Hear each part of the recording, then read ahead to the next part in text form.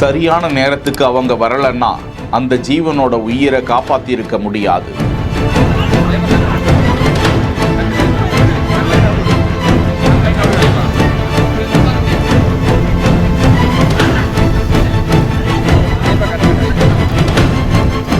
வேக வேகமாக மீட்பு பணியில் தீயணைப்பு துறையினர்.